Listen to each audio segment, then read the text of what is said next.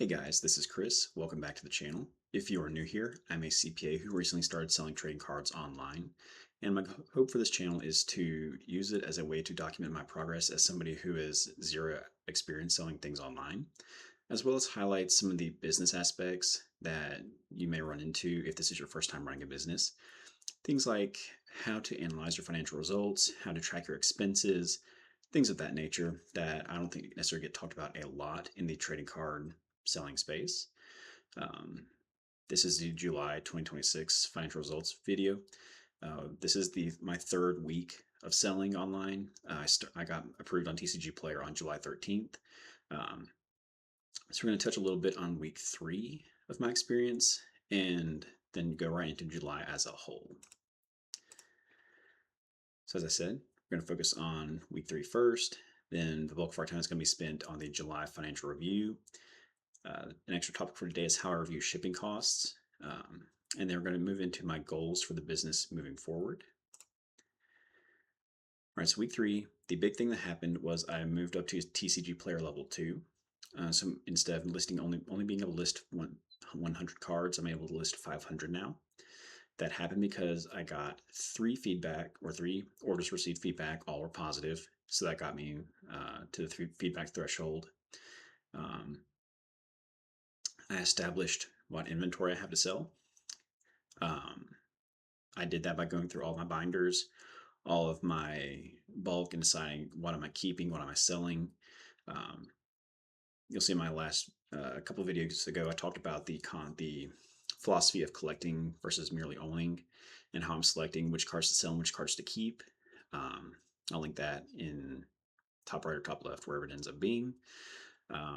I only selected 2 cards out of my binders to keep, and that was Mirror Force and Magic Cylinder, both from Yu-Gi-Oh! Mainly because they were 2 cards I wanted when I was a kid, but could never get them, so they're getting added to my collection, which I think is now up to about 24 cards out of everything that I own. And everything else is being sold. I'll show you guys my inventory spreadsheet a little later. The other thing is I bought some sealed product that was 2 commander decks and the legendary 5Ds decks. Those ended up being a minor mistake. I'm going to end up losing about 20 to 40 bucks on the commander decks based on current prices. But we'll see how that ends up going. I have not completed listing the 5Ds decks yet because of inventory limits on TCG Player. I list all my magic cards on Mana Pool for right now, just so that I can get more cards out there. That's more opportunities for somebody to stumble across my products and buy them. I may end up moving them back to TCG Player if I'm not certain. We'll see how that goes. I did build this spreadsheet that I'm trying to flesh out for my for evaluating precons. I'm trying to figure out a way to pull in current pricing. For my research, that seems to be a common question, how to pull in TCG Player prices for given cards. With the idea being, if I'm out somewhere, I would be able to pull up maybe a Google sheet that has live pricing for the singles in each deck, or each set that has a predetermined set of cards, so not like boosters or anything. Things like commander decks, structure decks, so on and so forth. Compare what I'll be able to sell them for versus what I'd be paying, and make a decision. Okay, do I buy this or do I not? Right now, it's basically going off of just feel, which isn't great, but that is kind of a long-term project and something I want to do. It seems to be very difficult so far. I assume that makes sense, because if it was easy, everybody would be doing it, and theoretically the market would change to accommodate that. But we'll see how that goes going forward. This is going to be a project in the background that I'm working on, and we'll see what develops there. So just to give you guys an overview of how this sheet is working, I have the quantity of each card, the card name, what I listed it for. This column right here is the non-minimum column. So if I listed it for 15 cents on Mana Pool, which is the minimum, I don't consider this as anything. This is just to separate out the cards that have some value beyond just being bulk uh, from the cards that are just in there and might just be a throwaway. Like I don't think anybody's going to be coming in and buying some of these 15-cent cards just for those cards. But if they're already buying a couple more cards from me, maybe they throw in a 15, 2 or 3 15-cent cards since they're already there. Um, and these prices right here, the sell price, fee, shipping revenue, shipping cost, and the net will be filled in as these cards are actually sold. I don't expect to do this with every product. This is really just to get a sense of what's going on. Um, we'll get into this a little bit later as well, but I think this is a good thing to do when you're just starting out to get really into the nuts and bolts of how you are making money, of how a card goes from $1.84, what its sell price is going to be, what the fee is going to be, um, what's your shipping revenue, what's your shipping cost, and how much money do you make on this card. So it's trying to just build that level of experience because I don't have that yet. I don't have that sense of this card is worth X, this card is worth Y. And beyond that, okay, well, if I can sell it for X or Y, how much cash is that actually going to be in my bank account at the end of the day when I get paid out? So that's part of the goal of this spreadsheet as well, is just to be able to come through here and show, to get that experience.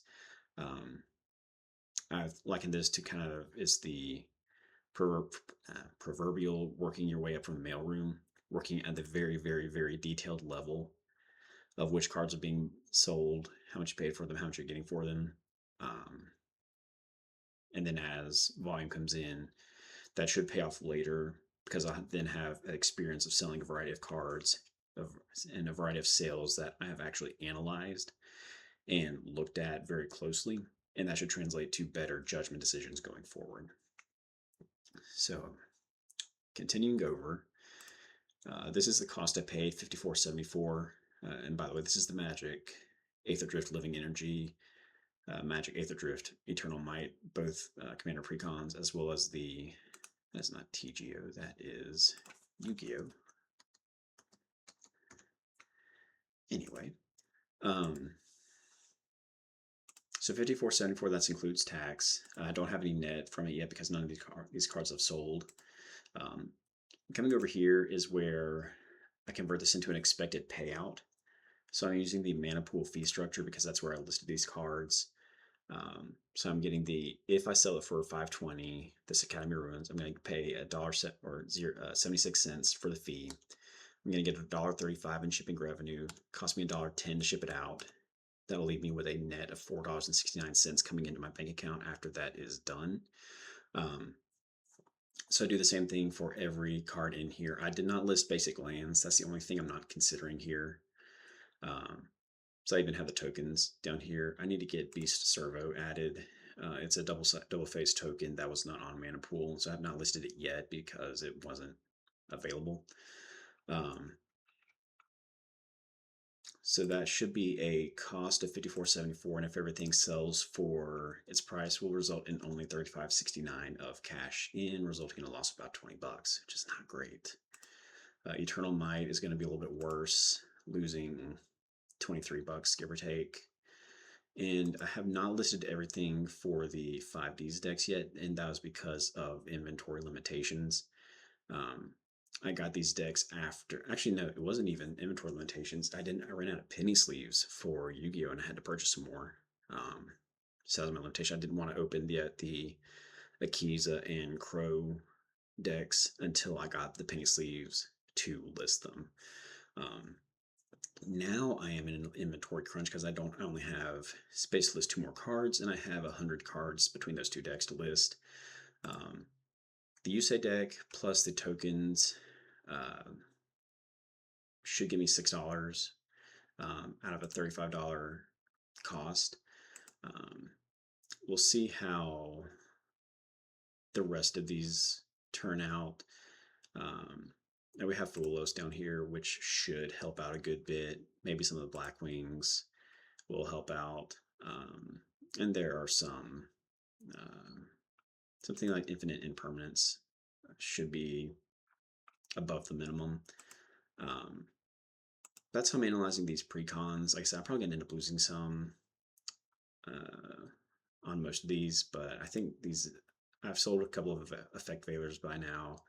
I've sold in I don't think I've sold in impermanence. But I've sold a few of these uh, staples before, not necessarily from these decks, but just from my collection. So I'm hoping that by improving my inventory of staple cards, um, that'll help me get those orders in, which I need to get to TCG player level 4.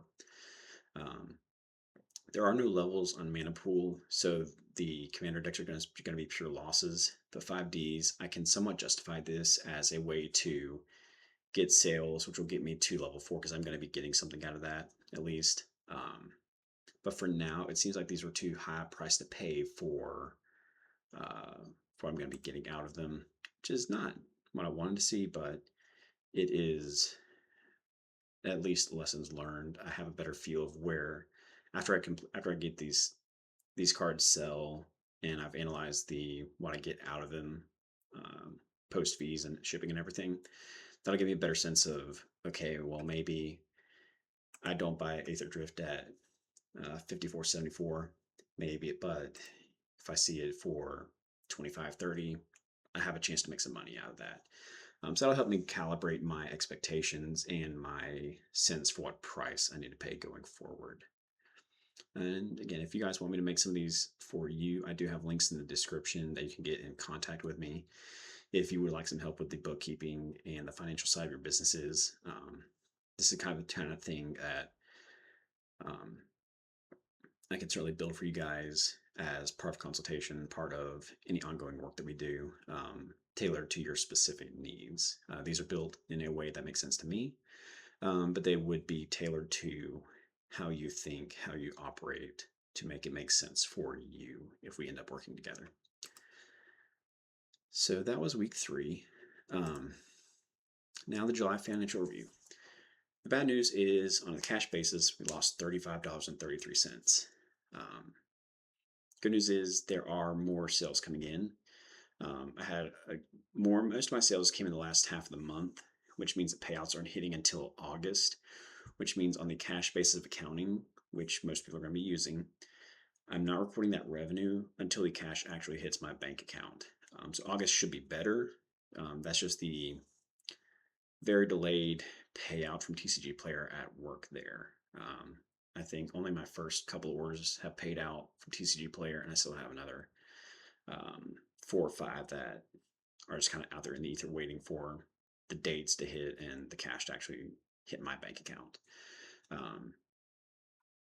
So while I have this up, being a bookkeeper by trade, I am doing all of my bookkeeping in QuickBooks Online Ledger. That is something that is available to accountants only, so you guys are not going to be able to access this product unless you decide to work with me.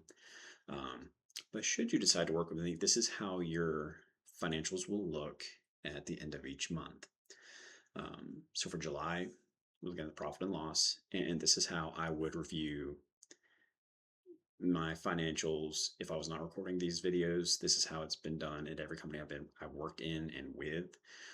So if you guys even want to just use this as a way to figure out how to, if you have never analyzed your financials before, this is a good way to start. So start at the top line revenue. Right now, I'm splitting out sales and shipping revenue because I want to be able to put my shipping revenue against my shipping costs to a degree to see how they match up. And I also want to isolate card sales versus outside of shipping revenue because ideally, if we get to level 4 on TCG Player, that shipping revenue is going to go to 0 because people are going to be buying higher quantities from me and getting that free shipping. So as much as I can, I want to keep this section right here, 4,000 sales, to only the revenue I get from selling cards because that will be consistent. It should go up a little bit because once I reach level 4, I can price more aggressively and not just price for essentially the minimum. But I think you can see here that shipping revenue comprises a little less than half of my total income. So if you imagine if I go to level 4 and all of a sudden 40% of my total income goes away, it's going to look like I had a drop in revenue, but it's really just going to be shipping revenue dropping off. So that's why, as much as I can right now, I do want to separate out those two things. I did learn by doing this. TCG Player does not make it easy to do that. So I'm not sure how well it's going to scale, but again, hopefully we'll hit level 4 and there's not going to be much shipping revenue in the future anyway, so maybe that'll sort itself out. That's the kind of thing. That's why I'm doing these videos, is that you guys can see what I'm running into, and maybe I'll end up being right. And the shipping revenue will go down to 0 as I'm able to offer free shipping for orders $5 and above. Or maybe I'm wrong, and shipping revenue does still end up being a decent chunk of my revenue per month. Either way, we will see. Hopefully in August, maybe later, but um, it is what it is for now. Cost of goods sold bulk. This is the cost of the cards that I sold. My very first video on this channel was about an inventory spreadsheet that I'm using. So you'll see this is the spreadsheet, very same spreadsheet that I showed you guys in my first video. I listed all of my personal cards that I'm putting in the inventory for the business. So that ended up being 1,823 Yu-Gi-Oh cards that I had personally that are now not all available for sale because of the inventory limit on TCG Player, but will be added to the site as inventory spots come up. 0 cost basis. I really should be putting my actual cost or fair market value, but the reality is, like, these tins not going to be worth much. And these are cards I put in tins, not the tins themselves, which I wonder, I might be able to get something for the tins themselves, but we'll see. But I decided that the cost would be very low, and realistically at this point I can't even tell you how much I paid for these cards, so I don't think I could accurately say what my cost per card is. And fair market value I think would take too long to establish.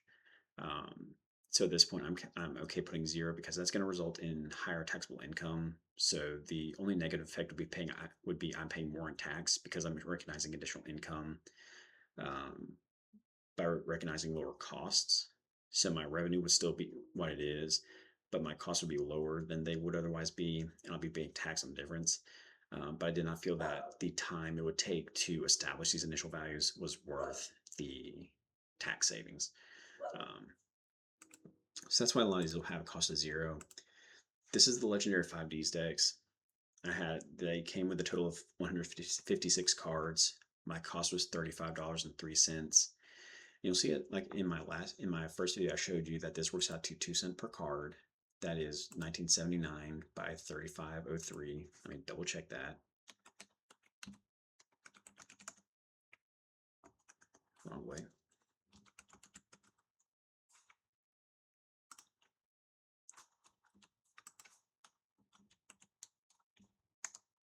Yep, 2 cents per card.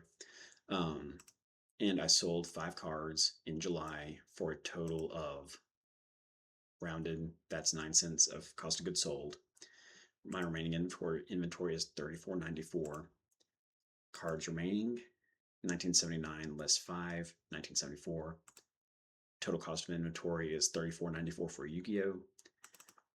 Taking these numbers achieved 2 different ways. The proof is 0. That means there's no variance. We're okay. So this is my ending balance for July, which is carrying forward into August. Exactly how I showed you that, guys, that this sheet would work. This is how it works in practice. And I did the same thing for Magic. So I had 3 sales for 3 cards for Magic. My personal collection was 62 starting out. These are the 2 precons and their respective costs, getting a cost per card of 43 cents times 3, $1.28. Gave me an ending inventory of 108.20 and 253 cards available for sale. So if we take $1.28 plus 9 cents, that should be $1.37, and it's $1.37 of cost of goods sold for July.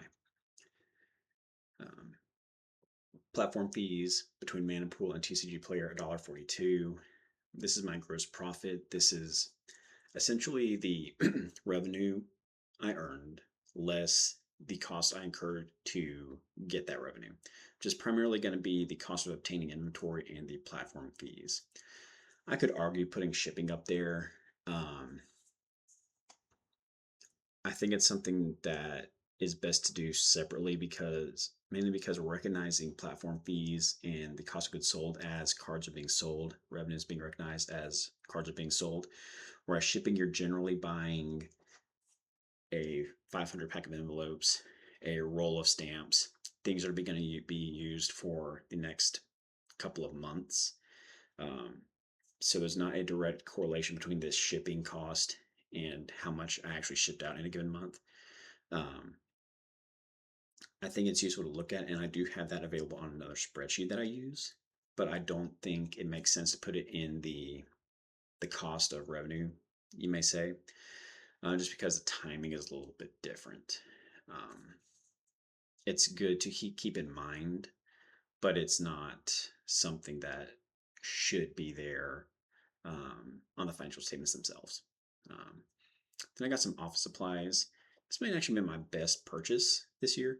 So it's just a little stack of 400 small post-it notes for $3.24, including tax from Target.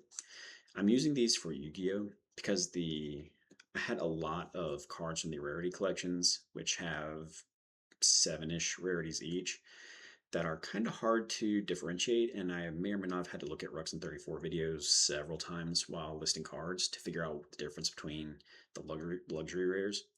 So I'm just using these small post-its that if I see something is a unique rarity that I don't know off the top of my head, I'll just write down what the rarity is, tape it to post it to the penny sleeve I have the card in, and call it a day. That way, when somebody buys those cards, I'm not having to relook at those videos and say, okay, which one of these is the um, prismatic secret or the collector's rare or whatever they're called. Um, so I found that really useful. Um, it's probably the most underrated purchase I've made since I started this business. And down here is just some cash back from Pirate Ship, recognizing as income because it's uh, cashback is philosophically it's a reduction in expenses, um, but you recognize it's generally best to recognize it as income because if I take this against shipping, it's going to get lost in there. I prefer to know the total cost of shipping of everything that I paid. It's a little bit cleaner to separate that out, in my opinion. Um, so all that being said, 35, 33 loss for the month, and a lot of that's coming from the shipping charges, which I think were buying a few bubble mailers, some penny sleeves for Yu-Gi-Oh, for those 5Ds decks, and the extra shipping for uh, the order I mentioned in the first update, where I used Pirate Ship for about $5.40 to send out an order of 29 Pokemon cards. Um, so that is July. Now let's look at year to date. And this tells the story of everything that I've done. Um, so the revenue up through cost of goods sold is the same. Um, the difference here for the year to date is this includes the business license and fees, which is the cost of forming my LLC. And the check hasn't cashed, but it will be the local city business license that I have to pay. So these are just the startup costs of getting the business active, getting the LLC active. And the shipping includes everything that I purchased in June. This was all done in June, and most of the shipping purchases were done in June as well. Um, Getting the stamps, the envelopes, the return address, stamp, things like that. And that puts us for the year at a loss of $434.08, which isn't great, but like I said, we have some sales coming in that are going to start making that number improve. And moving to the balance sheet, um, I am committing a sin of not having a separate bank account for the business yet. That's because I didn't need that business license to actually open up the account. So I'm just waiting for that paperwork to get done. Um, so this is where I have my inventory cost for Yu-Gi-Oh and MTG. just 34.94 and 108.20 should be 34.94 and 108.20. And then I have my orange contributions and orange distributions, which this can be read as the money I've spent to get the business off the ground so far and the payouts that I've actually received. So $6.39 has hit my actual bank account so far, with a net income of minus 434.08. That ties back to our income statement for the year. So not a lot to show here. The big things to look for is just making sure that your cost of goods sold right here and your ending inventories match out to the spreadsheet that you're using or whatever inventory management that you're doing, whether that's a spreadsheet that I provide, the one that you've downloaded from my first video, or your own method. Just check these each month to make sure that your records that you're keeping externally tie out to whatever financial system you're using to prepare your actual financials. All right, so that is July. So how to track shipping costs. The fancy transition I didn't know was in there. So I showed this in my last update, I believe. This is how I'm looking at my orders right now. Again, like I mentioned with the pre-con spreadsheet, the goal of this is not to necessarily do this for every single order I ever get. It's to put in the work now to understand my shipping cost, how much it costs me to get cards to buyers, as well as do some little analysis on a per platform basis, a per game basis, to figure out how much money am I making on each individual sale. Again, that's just to build that well of knowledge so that as once I get scaled and have actual volume coming in, I spend less time having to think about an individual card, and I can create more fields-based heuristics, some guidelines that are just built on experience to help me understand, to help me make decisions without having to do an actual full-on analysis of every single purchase I make, which is likely to result in a loss of income, just because, process by analysis, not making a buy because I didn't have time to make a full analysis. I can use this as a way to build up that experience to just have a better gut understanding of the economics of the trading card space. So the first thing I can do here is filter out the August sale that I put in here.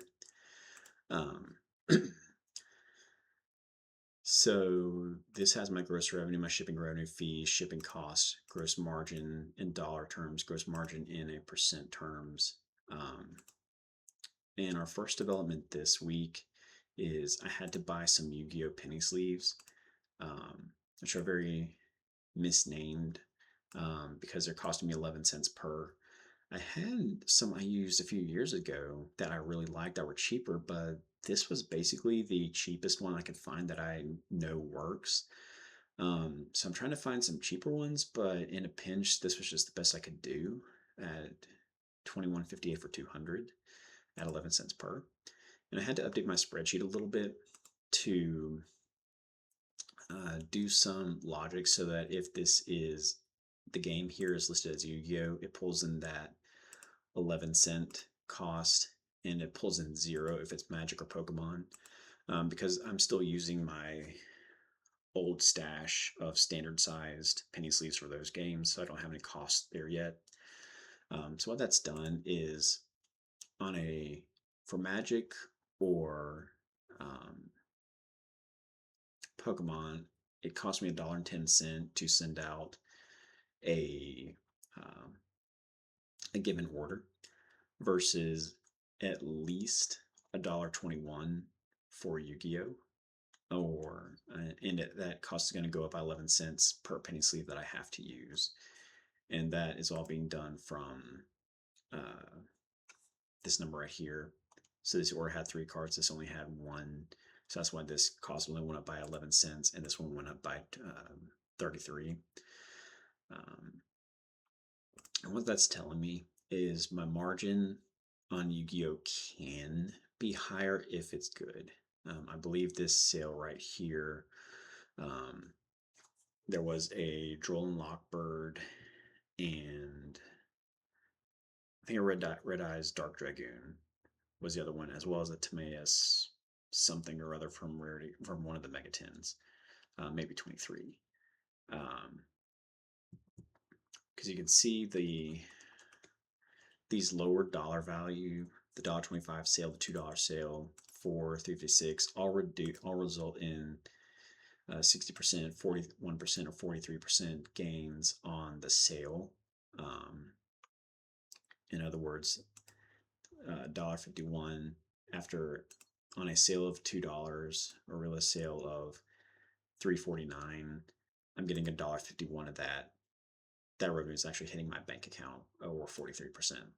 So in order to make money on this sale, I would have had to buy those cards for only 40% of their value, and that would have left me with a 3% profit margin, which isn't ideal. But this one is showing me that the better quality of cards in terms of playability, the more popular the cards are, the more I can pay for the cards and still make money. So in this case, I could have paid 60% of value for these cards and still made money. And the lower I go below that, that's just extra pure profit on my side. So I'm still not dead certain what this is telling me. I need to do some analysis, and hopefully August will give me a lot more activity and I can start drawing some meaningful conclusions. But this has helped. If you saw my last video, I worked out the question I was trying to answer is, why is my shipping cost so much higher than everybody else that I've been seeing? And I worked out is because I include tax in this number, and I don't think most people do. They just take the Amazon, you're paying X amount for 500 envelopes, and they're just doing the math using those two numbers. They're not considering sales tax in the equation, which, as I said, there does help because that price should be the same for everybody, but everybody's sales tax is going to be different. So that can skew the end result. You do need to do your own calculation and not just rely on somebody else doing it for you. Otherwise, you may be like I started out thinking that I was making more money on shipping than I was because I did not include that tax. So that's been a benefit so far, even with this low volume of 7 orders. That was a big thing that really helped me, is just understanding those mechanics. And just a sneak peek for next week, had a very nice sale here. I think this is a couple of this is 2 forbidden droplets and another hand trap. I forget what it is in Yu-Gi-Oh! A very nice margin on this sale that I will be mailing here in probably the next hour or so. Again, if you didn't see my first update on this, all this tab is doing is taking my total cost for these penny sleeves, total quantity, and dividing one by the other to get my per unit cost. And I'm filling in again. In this order, I used 1 penny sleeve. In this order, I used 29 sleeves here. And this shipping cost is just doing a lot of math to get the actual cost to ship out a given order. So it's not a set 110 per order. It's not a set 110 per card, but it's getting to a very granular cost based on the number of cards that I am sending out. So I think that'll be really useful for me going forward. All right, goals for business are the same as they were. I still need to get to TCG player level 4 to open up my inventory. And get all of the things like being able to import and export pricing. Offering free shipping is going to be the big thing. That will be very helpful because, again, I'll be able to be more aggressive in my pricing, not just listing for the minimum, but being able to list for a more market accurate price, which should help make up for some of the shortfall of losing shipping revenue. I think it should actually make more than make up for it, but we'll see there. And it is to make a bulk purchase using only funds from within the LLC. So part of that will be making a bank account for the LLC. But even if I don't get a chance to do that, as I thought about maybe doing something along the lines of, once I get to $100 worth of sales or $100 worth of cash coming into my account, maybe using that as a trigger for when I'll make a purchase. It's not necessarily a massive buy, um, but just something to add inventory, get experience buying collections. I think that'd be a good way to do that is spending um, $50 to $100 on a smaller lot of cards, so that any mistakes I make, worst case scenario amount $50 to $100 and not thousands. Um, because now that I have done those startup costs, I do want this to be a self-sustaining business.